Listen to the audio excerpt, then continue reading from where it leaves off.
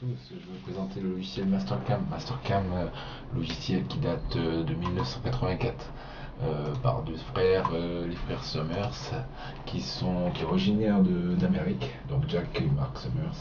Et on crée ce logiciel de programmation de machines-outils justement pour pouvoir faciliter l'approche au niveau de la commande numérique, parce que c'est des codes G ou bien ça dépend des langages machines-outils. Donc le logiciel a été développé par ces deux mécaniciens frères, praticiens de la mécanique. Et très sincèrement, c'est un logiciel assez souple au niveau de l'utilisation. Donc comparé à Katia, bon, ça ressemble un petit peu étroitement à Katia, mais on peut voir différentes initiations assez pratiques. Donc voilà, l'origine du logiciel, comme je vous ai dit, il vient d'Amérique, donc il est surtout répandu dans tout ce qui est usinage de moules en France particulièrement, au Canada très étendu aussi. Donc les vendeurs et les revendeurs, donc ici en France ce sera peut-être Ficam ou bien euh, Mastercam Plus, ou voilà, il y a différentes sociétés qui revendent ces logiciels. Donc mon but c'est vraiment de vous montrer la pratique de ce logiciel là. Donc je suis expert en usinage et j'utilise très souvent ce logiciel, donc je pourrais vous montrer des petits tutos sur la pratique de différentes situations, que ce soit en tournage, fraisage, découpe-fil, donc en usinage 2D, 3D. Ce logiciel de FAO permet, disons qu'il y a 30 ans, permet justement d'avoir cette approche très très rapide. Donc euh, nous allons voir aussi pendant tous ces processus mettre, en, mettre la mise en position de la pièce. Donc ça dépend si nous avons un montage ou si nous avons plusieurs éléments de bridage. Donc nous pouvons insérer un montage et vraiment faciliter l'usinage, quoi. Et ensuite, nous verrons comment créer un brut. Donc, il est évident que si nous avons une pièce de révolution, notre brut sera en cylindre, comme un lopin. Euh, c'est pour pouvoir justement les différentes situations, et puis nous pouvons aussi générer des bruts juste après l'usinage. Donc je parcourrai tous ces détails au fur et à mesure de mes tutos. Et pourquoi je crée des tutos? Justement parce que souvent, quand on tape le tutoriel Mastercam, on va se retrouver avec la barrière de la langue. Et aujourd'hui, je me suis lancé dans ça pour pouvoir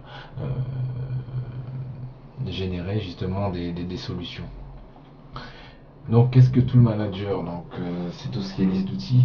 Donc, nous pouvons programmer et concevoir, disons, prévoir une liste d'outils, une banque de données. Donc, admettons, vous travaillez pour plusieurs sociétés. Vous pouvez générer les outils d'une société, par exemple, ou bien carrément de votre atelier, ou bien d'un secteur dans votre atelier. Voilà, ça permet d'avoir une visu assez simple au niveau de la pratique et d'avoir une sélection instantanée, on va dire. Donc voilà, Tool Manager, c'est un logiciel propre à Mastercam. Donc dans les différents usinages que nous allons rencontrer peut-être euh, pas très souvent, mais nous allons faire un peu d'électro-érosion. C'est des pratiques assez simples. L'électro-érosion est plus dirigé vers les découpages fils ou par défonçage. Ça dépend vraiment de ce que vous voulez faire comme usinage. Ensuite, voilà, nous allons retrouver le fraisage. Donc, nous savons que dans le fraisage, il y a le 3 axes, le 5 axes, le 4 axes, et cela permet justement d'avoir une souplesse au niveau de l'utilisation de ce logiciel.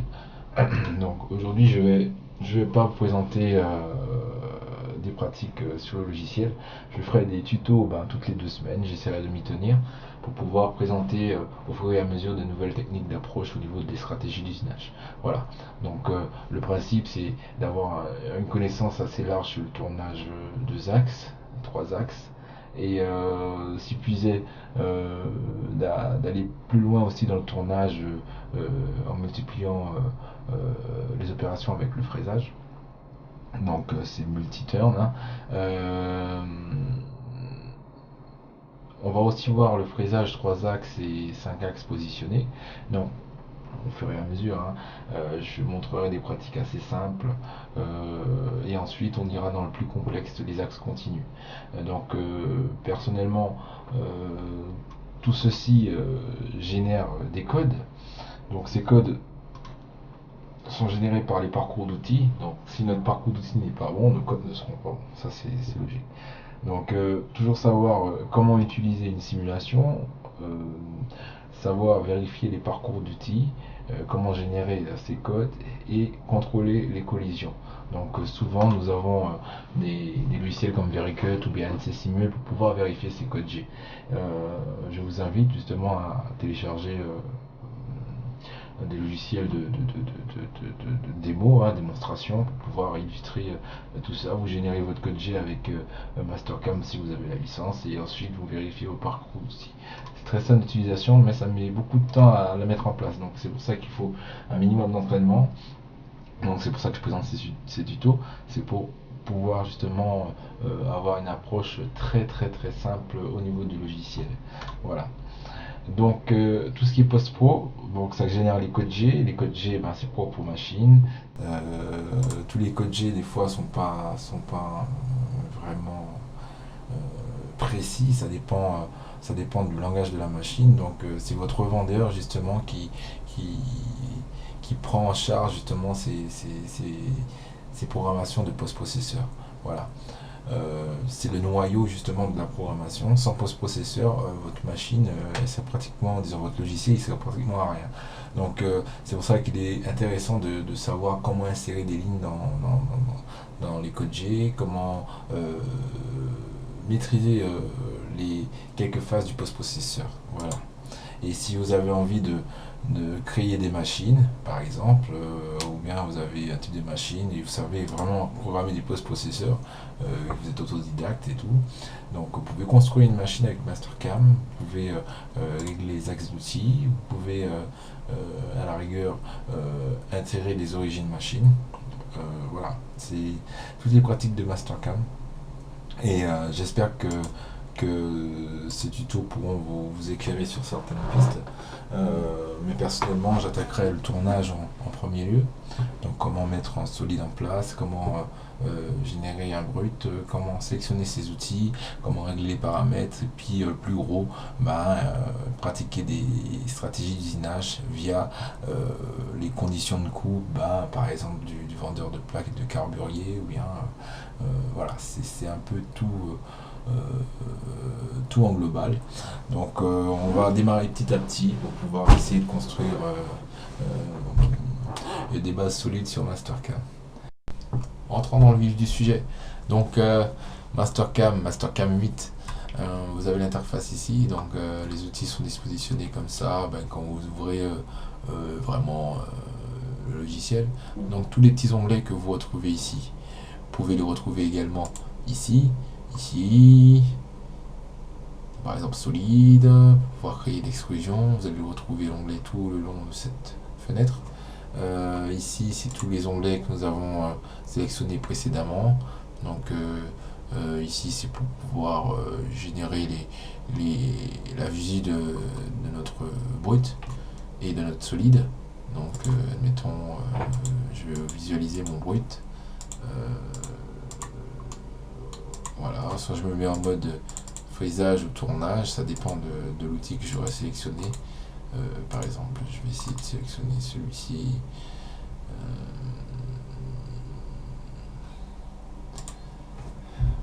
Voilà. Je sais pas s'il l'a généré, mais voilà.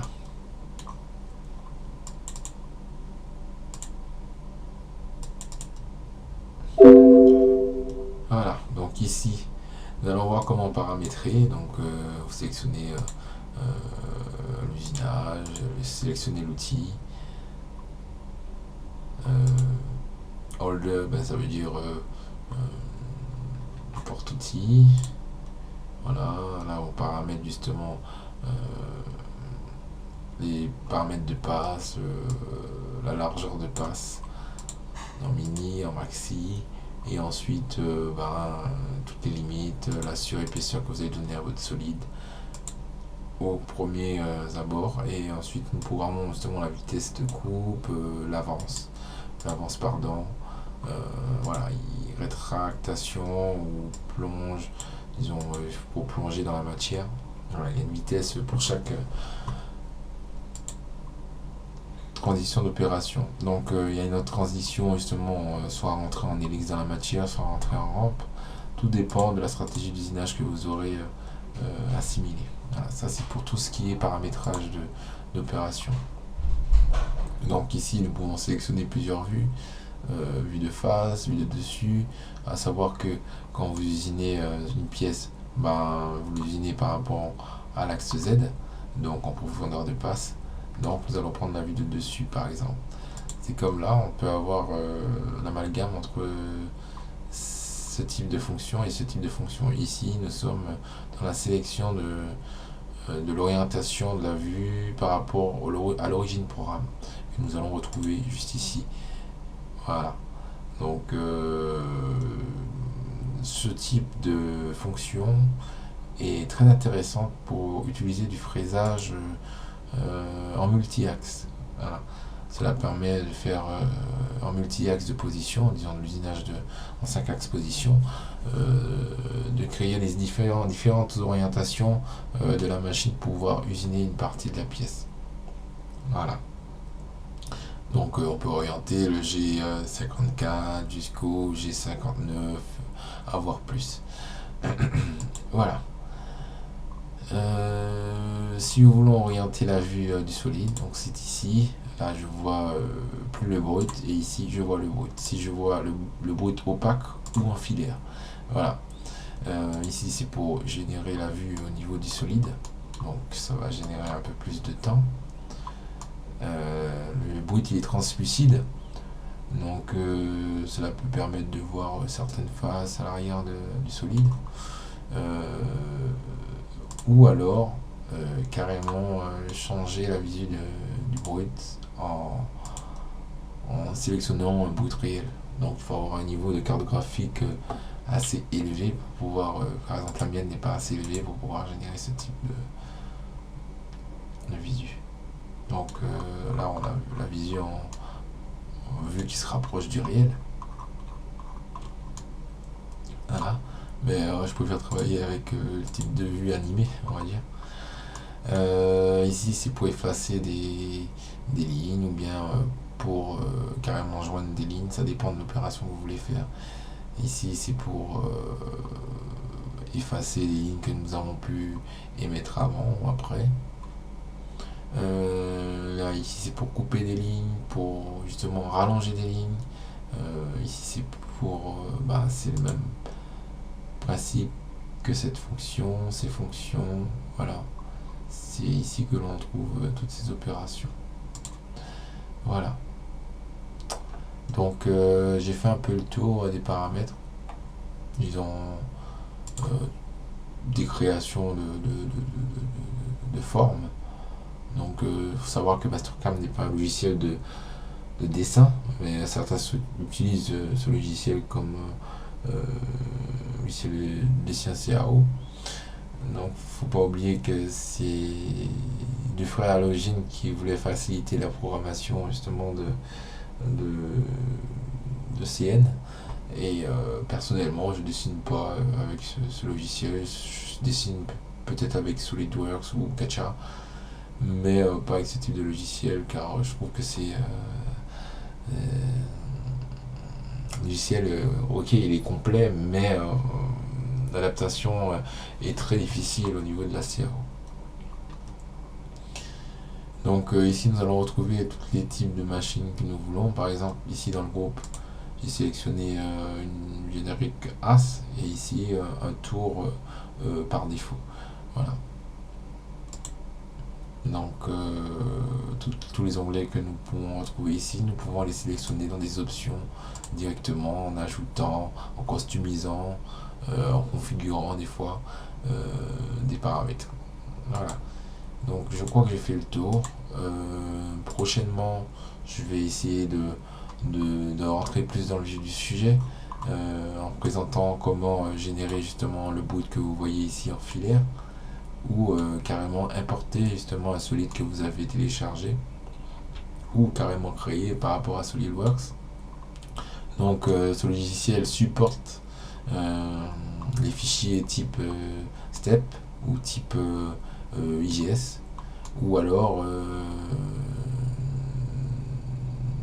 ou ouais carrément des fichiers SolidWorks, des parasolides aussi. Il supporte pas mal de types de fichiers, mais c'est à voir avec votre licence et puis le type de programmation que vous faites. Donc au niveau de la précision, j'ai pu déjà usiner avec ce type de logiciel euh, des, des, des solides avec une tolérance de plus ou moins 5 centièmes. Donc je pense qu'il tient le centième. Mais le micron, c'est à voir. C'est par rapport au type de machine que vous avez aussi. Donc il y a souvent des... C'est vraiment paradoxal hein, entre... ça dépend des paramètres d'outils, ça dépend de la rigidité de la machine, ça dépend de plein de facteurs en fait externes pour pouvoir créer un bon usinage avec des bonnes cotations et avec un processus stable. Voilà. Donc je crois que j'ai fait le tour de présentation. Donc ici c'est notre base d'apprentissage. C'est ici que tout va se jouer pour pouvoir créer un bon ordonnancement au niveau des stratégies d'usinage. Voilà. Donc c'est tout pour aujourd'hui. Et je vous dis à dans 2 semaines pour un projet tuto. À bientôt.